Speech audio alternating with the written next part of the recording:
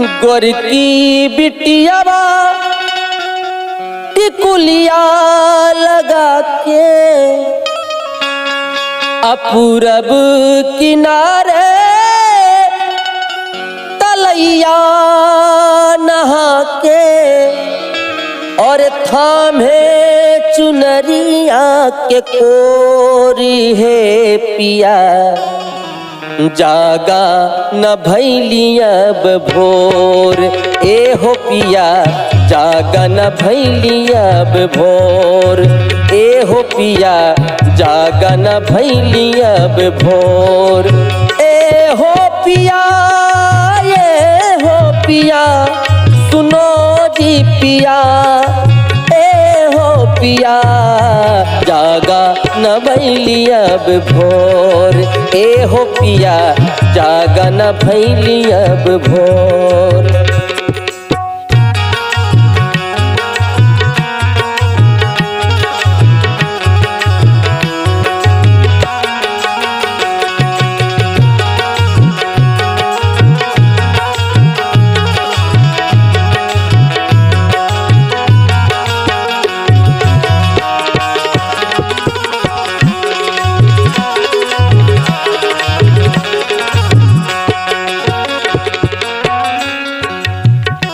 अरे फूटल किरनिया त चहकल चिरैया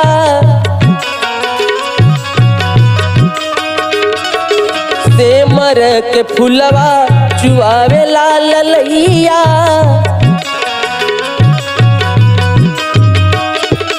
फूटल किरनिया त चहकल चिरैया सेमर के फुलवा चुआवे लाल ललैया।